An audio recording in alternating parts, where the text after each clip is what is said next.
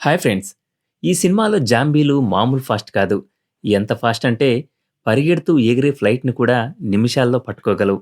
అంతేకాదు కొన్ని జాంబీలకు కొద్దో గొప్పో తెలివితేటలు కూడా వచ్చేశాయి. అవి తమ వాసన పసిగట్టే శక్తితో వేళ్ల మైళ్ళ దూరంలో ఉన్న శత్రువులను కూడా కనిపెట్టగలవు. ఇంకా మనుషులు కట్టుకున్న బలమైన కోటలను కూడా పగలగొట్టగలవు. ఇక ఎక్కువ సోది చెప్పకుండా స్ట్రెయిట్‌గా సినిమాలోకి వెళ్ళిపోదాం. ఒక చిన్న అబ్బాయి ఇంట్లో కూర్చొని కార్టూన్ చూస్తూ ఉంటాడు. ఉన్నట్టుండి టీవీ సిగ్నల్ పోయి స్క్రీన్ మీద ఒక బ్రేకింగ్ న్యూస్ వస్తుంది. ప్రపంచవ్యాప్తంగా ఒక తెలియని వైరస్ వ్యాపించిందని, దాని బారిన పడి వాళ్ళు నిమిషాల్లోనే భయంకరమైన జాంబీలుగా మారుతున్నారని ఆ వార్త సారాంశం. ఈ వైరస్ చాలా వేగంగా వ్యాపిస్తూ ఉండడంతో ఇప్పటికే చాలా నగరాలు నాశనమయ్యాయని చెప్తారు.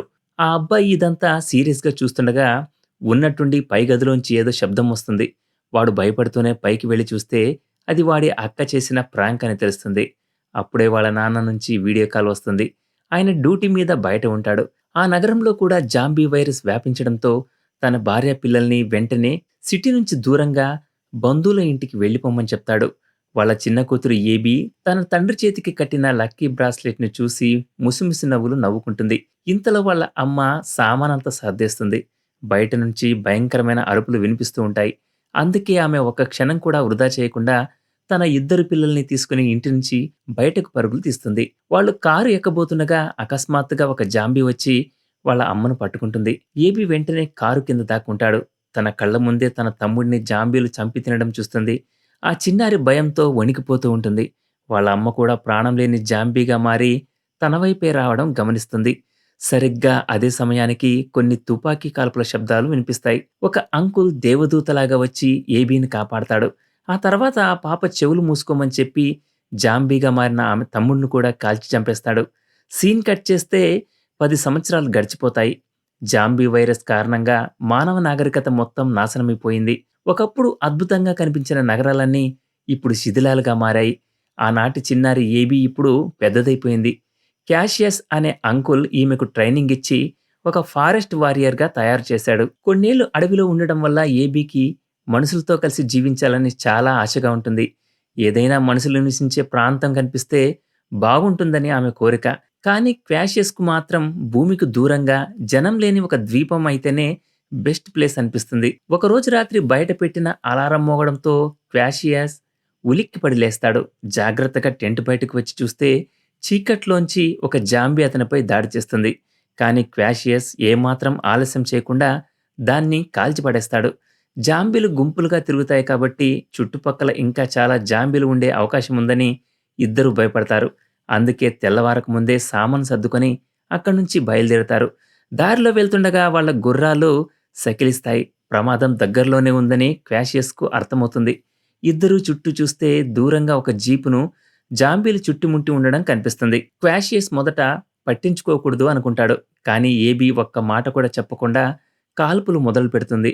దాంతో తప్పనిసరి పరిస్థితుల్లో మిగిలిన జాంబీలను కూడా వాళ్ళు చంపాల్సి వస్తుంది. ఆ తర్వాత ఇద్దరూ ఆ జీపు దగ్గరికి వెళ్లి అందులోని అవసరమైన సామాగ్రిని తీసుకుంటారు. క్వాషియస్ చనిపోయిన వ్యక్తి బూట్లు తీసుకుని వేసుకుంటుండగా కారులోంచి వాకీ-టాకీ శబ్దం వినిపిస్తుంది. చనిపోయిన వాళ్లకు ఇంకా తోడు ఉందని వాళ్లకు అర్థమవుతుంది. క్వాషియస్ వెంటనే అక్కడి నుంచి వెళ్లిపోవాలనుకుంటాడు. కానీ మరుక్షణమే కొన్ని ఎస్యూవీ కార్లు వేగంగా వచ్చి ఆయుధాలు పట్టుకున్న చాలా మంది వాళ్ళను చుట్టుముడతారు. వాళ్ళలో కొందరు క్వాషియస్ వేసుకున్న బూట్లను చూసి ఇతనే తమ వాళ్ళను చంపాడు అనుకుంటారు. ఇరువైపులా టెన్షన్ పెరుగుతున్న సమయంలో ఒక గర్భవతి కారులోంచి దిగి ఏబీని క్వాషియస్‌ని వదిలేయమని తమ వాళ్లకు చెబుతుంది. అప్పుడే వాళ్ళ నల్లగుర్రం మళ్లీ హెచ్చరికగా అరుస్తుంది. మరుక్షణమే దూరం నుంచి అడవిలోంచి గాండ్రింపులు వినిపిస్తాయి. వందల కొద్ది జాంబీలు వరదలా లోయ గోడల వైపు దూసుకొస్తాయి. పారిపోయే సమయం లేకపోవడంతో వాళ్ళందరూ తమ ఆయుధాలు తీసి అక్కడే పోరాటం మొదలుపెడతారు. వాళ్ళలో తెలివితేటలున్న ఒక ఆడజాంబీ తన సైన్యం పోరాటాన్ని దూరం నుంచి గమనిస్తూ ఉంటుంది. బతికి ఉన్న మనుషులకు దాక్కోవడానికి చోటు దొరకదు. వాళ్ళ సంఖ్య వేగంగా తగ్గిపోతూ ఉంటుంది. దురదృష్టవశాత్తు వాళ్ళలో ఒక బలమైన వ్యక్తి జాంబీ కాటుకు గురవుతాడు. అతను తనను తాను కాల్చుకోవాలనుకుంటాడు. కానీ బుల్లెట్లు అయిపోతాయి. అప్పుడే ఏబీ ఆ గర్భవతిని పట్టుకుని జీపులో కూర్చోబెడుతుంది. క్వాషియస్ పోరాడుతూ వెనక్కి వచ్చి ఆ తెలివైన ఆడ జాంబీని చంపేస్తాడు. తర్వాత వేగంగా జీపును నడుపుతూ జాంబీల గుంపు నుంచి బయటపడతాడు. నల్ల ముఖంతో ఉన్న ఒక జాంబీ చనిపోయిన ఆ ఆడ జాంబీని చూసి తన భార్య చనిపోయినట్టుగా గట్టిగా అరుస్తుంది. మరోవైపు క్వాషియస్ ఆ గర్భవతిని, ఆమె భర్తను జాంబీల నుంచి కాపాడి తీసుకుపోతాడు. వాళ్ళని అడగ్గా వాళ్ళంతా సీస్టౌన్ అనే సురక్షిత ప్రాంతానికి వెళుతున్నారని తెలుస్తుంది. ఇది వినగానే ఏబీ చాలా సంతోషపడుతుంది. ఎందుకంటే ఆమె ఎప్పటినుంచో వెళ్ళాలనుకుంటున్న ప్రదేశం అదే. దారి చూసుకున్నాక క్వాషియస్ బండి స్టార్ట్ చేయబోతే అది మధ్యలోనే ఆగిపోతుంది. గర్భవతి భర్త కిందకు దిగి తన పేరు డేవిడ్ అని, తను ఒక మెకానిక్ అని పరిచయం చేసుకుంటాడు. కానీ విడిభాగాలు లేకపోవడం వల్ల ఆ బండిని బాగు చేయలేనని చెప్తాడు. తప్పనిసరి పరిస్థితుల్లో వాళ్ళంతా నడుచుకుంటూ వెళ్ళాలని నిర్ణయించుకుంటారు. వాళ్ళు కొండ మార్గం గుండా నేరుగా ముందుకు వెళ్ళి ఏబీ పుట్టిన ఊరికి చేరుకుంటారు. అక్కడ ఎత్తైన భవనాలు ఇంకా నిలబడే ఉన్నాయి. కానీ అంతటా చావు నిశ్శబ్దం ఆవరించి ఉంటుంది. క్వాషియస్ ఖాళీగా ఉన్న ఒక బిల్డింగ్‌ని చూసి, ఈ రాత్రికి ఇక్కడే ఉండాలని నిర్ణయించుకుంటాడు. చుట్టూ ఎలాంటి ప్రమాదం లేదని నిర్ధారించుకున్నాక, మంట వేసుకుని వంట చేసుకుంటారు. ఏబీకి ఆ సీ స్టోన్ గురించి తెలుసుకోవాలని చాలా ఆసక్తిగా ఉంటుంది. ఆ గర్భవతి మేగన్ వైర్లెస్ ద్వారా ఇప్పటికే వాళ్ళతో మాట్లాడింది. పేరుకు తగ్గట్టే ఆ సీ స్టోన్ చాలా పెద్ద ఓడలను కలిపి తయారు చేయబడింది. అది భూమితో సంబంధం లేకుండా నీటి మీద ఉండడం వల్ల చాలా సురక్షితం. అక్కడ నీరు, ఆహారం కూడా పుష్కలంగా ఉన్నాయి. అందుకే బతికి ఉన్న వాళ్లకు అదొక స్వర్గం లాంటిది. ఇదంతా విని ఏబీ కళ్ళు మెరుస్తాయి. కానీ క్వాషియస్‌కు ఇందులో ఏమాత్రం ఆసక్తి ఉండదు. అతను బయట మరిన్ని వార్నింగ్ సిగ్నల్స్, బాంబు ట్రాప్‌లు పెట్టాలనుకుంటాడు. అన్నీ సెట్ చేశాక క్వాషియస్ తన ప్లాన్ చెప్తాడు. అతను మేఘన్‌ను, ఆమె భర్తను కొంత దూరం వరకు తీసుకెళ్ళి ఆ తర్వాత విడిపోవాలని అంటాడు. ఎందుకంటే తన లక్ష్యం వేరే దిశలో ఉన్న ఓడరేవు. ఇది విన్న ఏబీ చాలా బాధపడి క్వాషియస్ దగ్గరకు రహస్యంగా వెళ్లి తనతో సీ స్టోన్‌కు ఎందుకు రావడం లేదని గొడవ పడుతుంది. ఎక్కడ ఎక్కువ మంది ఉంటారో అక్కడే ఎక్కువ ప్రమాదం ఉంటుందని క్వాషియస్ చాలా తెలివిగా చెప్తాడు. కానీ ఏబీకి మనుషుల్లోని చెడు గురించి క్వాషియస్ మాటలు అర్థం కావు. ఆమె తనతో గట్టిగా గొడవపడి ఒంటరిగా పైన పడుకోవడానికి వెళ్ళిపోతుంది. కానీ వాళ్ళిద్దరికి తెలియని విషయం ఏంటంటే నల్లముఖం ఉన్న ఆ జాంబీ వాళ్ళు వదిలి వెళ్ళిన బండి వాసన పసిగట్టి వాళ్ళ దగ్గరికి వచ్చేసింది. ఆ జాంబీ లీడర్ క్వాషియస్‌తో అమీతుమీ తేల్చుకోవాలని నిర్ణయించుకుంటాడు. మరుసటి రోజు ఉదయం ఏబీ తన చిన్ననాటి ఫోటోలు చూస్తుండగా కింద చెట్ల నుంచి అలికిడి వినిపిస్తుంది. జాంబీలు లోపలికి వచ్చేసాయని గ్రహించి అందరినీ హెచ్చరించడానికి కిందకు పరిగెడుతుంది. కానీ దారిలోనే అతనికి జాంబీలు ఎదురవుతాయి. అది చాలా వేగంగా స్పందించి తనను వెంటాడుతున్న ఒక జాంబీని తప్పించుకుంటుంది. కానీ ఈ హడావుడిలో బ్యాలెన్స్ కోల్పోతుంది. సరిగ్గా అప్పుడే క్వాషియస్ మళ్ళీ ప్రత్యక్షమై మరోసారి ఆమెను ప్రమాదం నుంచి కాపాడతాడు. కాసేపటికే నల్లముఖం ఉన్న ఆ జాంబీ తన సైన్యంతో అక్కడికి చేరుకుంటుంది. కానీ వాళ్ళు ముందుగానే ఏర్పాటు చేసిన వలలో చిక్కుకుంటారు. పేలుడు శబ్దం విని జాంబీల గుంపు తన వెంటే పడిందని క్వాషియస్‌కు అర్థమవుతుంది. అప్పుడే ఏబీకి దగ్గరలోనే ఒక చిన్న ఎయిర్‌పోర్ట్ ఉన్న విషయం గుర్తొస్తుంది. చిన్నప్పుడు వాళ్ళ నాన్న తనను అక్కడికి తరచూ తీసుకెళ్లేవాడు. బహుశా అక్కడ కొన్ని విమానాలు మిగిలి ఉండొచ్చని, అదే జరిగితే అందరికీ కొన్ని రోజుల ప్రయాణం ఆదా అవుతుందని చెప్తుంది. క్వాషియస్‌కు పెద్దగా నమ్మకం లేకపోయినా ఏబీ పదే పదే చెప్పడంతో అక్కడికి వెళ్ళడానికి ఒప్పుకుంటాడు. కొంత దూరం వెళ్ళాక ఏబీ చెప్పిన చిన్న ఎయిర్‌పోర్ట్ కనిపిస్తుంది. కానీ అక్కడ అంతా ఖాళీగా ఉండడంతో అందరూ నిరాశ పడతారు. ఒక్క విమానం కూడా కనిపించదు. అయినా ఏబీ ఓటమిని అంగీకరించదు. వాళ్ళ నాన్న ఒక ప్రైవేట్ హ్యాంగర్ కొన్నాడని, అది ఇప్పుడు ఒక చిన్న గుట్టలాగా కనిపించకుండా దాగి ఉందని ఆమెకు గుర్తొస్తుంది. పాత పద్ధతిలో తలుపు తెరిచి చూస్తే నిజంగానే వాళ్ళ నాన్న చిన్న విమానం అక్కడే ఉంటుంది. ఏబీ సంతోషంతో నవ్వుతుంది. చివరికి క్వాషియస్ ముందు తన మాటను నిజం చేసి చూపించింది. అయితే ఆ విమానం చాలా రోజులుగా వాడకపోవడంతో దానికి రిపేర్ అవసరమని మెకానిక్ డేవిడ్ చెప్తాడు. అతను పనిలో ఉండగా క్వాషియస్, ఏబీ దూరంగా ఒక ఎత్తైన భవనంపై కాపలా కాస్తుంటారు. వాళ్ళు సరిగ్గా కూర్చోక ముందే వందల జాంబీలు తమ వైపు రావడం కనిపిస్తుంది. క్వాషియస్ వెంటనే పరిగెత్తుకెళ్లి మేఘన్‌కు, ఆమె భర్తకు విషయం చెప్పి డేవిడ్ రిపేర్ పూర్తి చేయకపోయినా సరే 3 నిమిషాల్లో టేకాఫ్ అవ్వాలని చెప్తాడు. జాంబీలు దగ్గరికి రావడాన్ని చూసి ఏబీ తనకున్న మస్క జ్ఞాపకాలతోనే విమానాన్ని స్టార్ట్ చేయడంలో సక్సెస్ అవుతుంది. కానీ అప్పటికే చాలా జాంబీలు రన్వే పైకి చేరుకుంటాయి. వాటి వేగం ఒక స్ప్రింటర్ లాగా ఉండడంతో అవి దాదాపు విమానాన్ని పట్టుకోబోతాయి. అప్పుడే క్వాషియస్ విమానం ఎక్కుతున్న ఒక జాంబీని కాల్చి చంపేస్తాడు. ఏబీ కూడా చివరికి కంట్రోల్ అర్థం చేసుకుని విమానాన్ని నెమ్మదిగా గాల్లోకి లేపుతుంది. నల్లముఖం ఉన్న జాంబీ రాజు ఆకాశం వైపు చూస్తాడు. అతని కళ్ళల్లో రకరకాల భావాలు కనిపిస్తాయి.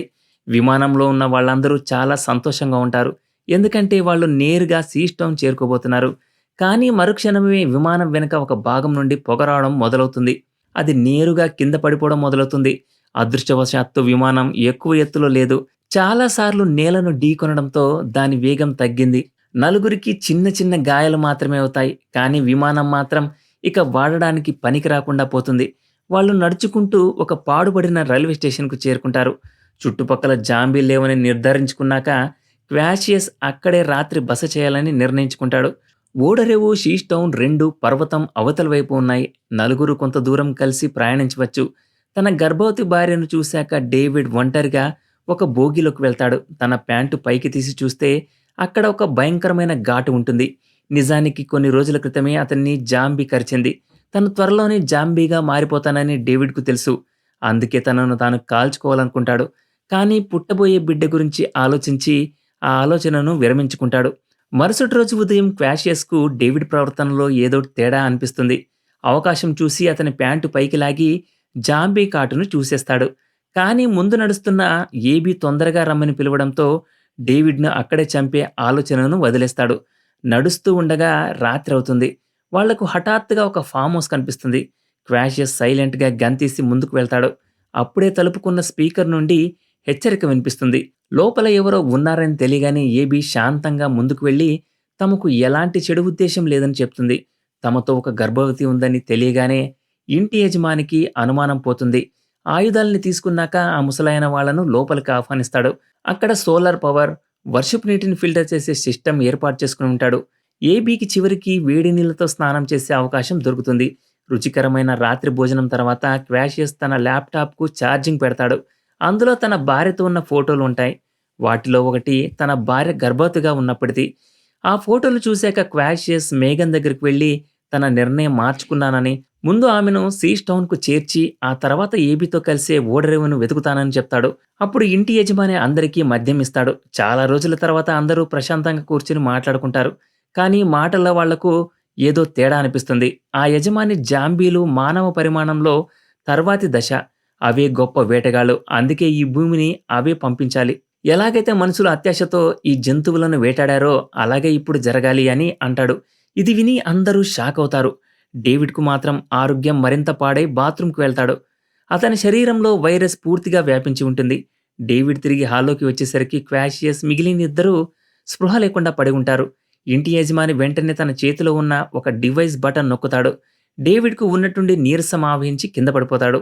డేవిడ్ మళ్ళీ కళ్ళు తెరిచి చూసేసరికి తనను, తన స్నేహితులను తలకిందులుగా వేలాడదీసి ఉంటారు. నిజానికి ఆ ఇంటి యజమాని ఒక సైంటిస్ట్. అతను వాళ్ల మద్యంలో మత్తుమందు కలిపాడు. చాలా సంవత్సరాల పరిశోధన తర్వాత తక్కువ ఫ్రీక్వెన్సీ సిగ్నల్స్‌తో జాంబీల ప్రవర్తనను నియంత్రించగల ఒక ప్రత్యేక పరికరాన్ని తయారు చేశాడు. వలలో చిక్కిన క్వాషియస్ మిగతా వాళ్ళు అతని ప్రయోగానికి గినియా పందులు ఇదంతా చెప్పి ఆ సైంటిస్ట్ వెనుక ఉన్న పంజరం తలుపు తెరుస్తాడు. అందులో అతని భార్య ఉంటుంది.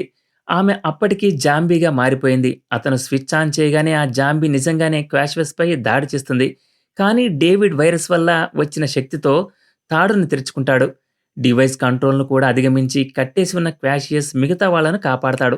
ప్రమాదం పసిగట్టిన సైంటిస్ట్ వెంటనే పారిపోయి కళ్ల ముందే మాయమవుతాడు. క్వాషియస్ ఇక అక్కడ ఆగాలనుకోడు. బయట ఒక బండిని వెతికి అందరినీ తీసుకుని దట్టమైన అడవి వైపు దూసుకెళ్తాడు. కానీ ఆ సైంటిస్ట్ అంత సులభంగా ఓటమిని ఒప్పుకోడు. అతను తన డివైస్‌తో జాంబీల గుంపును కంట్రోల్ చేస్తూ వాళ్ళను వెంబడిస్తాడు. క్వాషియస్ బండి స్పీడ్ పెంచుతూనే ఉంటాడు. కానీ ముందు దారి మూసి ఉంటుంది. ఇక బైక్‌పై పారిపోవడం తప్ప వారికి వేరే దారి లేదు. డేవిడ్‌కు తన దగ్గర ఎక్కువ సమయం లేదని తెలుసు. అందుకే అతను వెనకే ఉండి జాంబీలను ఆపాలని నిర్ణయించుకుంటాడు. తన భార్యతో చివరగా కొన్ని మాటలు చెప్పి ధైర్యం చేసి జాంబీల గుంపులోకి దూకుతాడు. దీనివల్ల జాంబీల వేట కొద్దిసేపు మాత్రమే ఆగుతుంది. క్వాషియస్ మేగన్‌ని ఎత్తుకొని పోరాడుతూ వెనక్కి వెళ్తాడు. జాంబీలు వాళ్ళ మీదకు రాబోతున్న సమయంలో వాళ్లకు హఠాత్తుగా ఒక కాపలా కేంద్రం కనిపిస్తుంది. అదే సీష్ టౌన్ అని ఏబీకి అర్థమవుతుంది. అక్కడ కాపలాదారులు శబ్దం విని వెంటనే తుపాకులు తీసి దాడి చేస్తున్న జాంబీలను కాల్చి చంపడం మొదలుపెడతారు. నల్లముఖం ఉన్న జాంబీ తన సైన్యాన్ని ముందుకు వెళ్లకుండా ఆపుతుంది. ఎందుకంటే ముందు నీటి దారి ఉంది. వాళ్ళు దాన్ని దాటలేరు. కాసేపటి తర్వాత క్వాషియస్ మిగతా వాళ్ళు పడవలో క్యాంప్ మధ్యలోకి చేరుకుంటారు. మేగన్‌కు డెలివరీ సమయం దగ్గర పడడంతో ఆమెకు వెంటనే వైద్యం అవసరమవుతుంది. అదృష్టవశాత్తు అక్కడ డాక్టర్, హాస్పిటల్ సౌకర్యాలు ఉన్నాయి. మరుసటి రోజు ఉదయం ఇద్దరూ ఆ క్యాంప్ మొత్తాన్ని చూస్తారు. అనేక పెద్ద పెద్ద నౌకలు కలిపి భూమికి దూరంగా ఒక పెద్ద ప్లాట్‌ఫారంను నిర్మించారు. చివరికి క్వాషియస్ ఆ క్యాంప్ ఇన్‌చార్జ్‌ని కలుస్తాడు. అతను వాళ్ళందరినీ అక్కడ ఉండటానికి స్వాగతిస్తాడు. కానీ కొన్ని నియమాలు పాటించాలని చెప్తాడు. క్వాషియస్ ఏమీ ఆలోచించకుండా వెనక్కి తిరుగుతాడు. జనం లేని ద్వీపంలో ఉండడమే మంచిదని అతనికి అనిపిస్తుంది. కానీ ఏబీ మాత్రం అక్కడే ఉండాలని నిర్ణయించుకుంటుంది.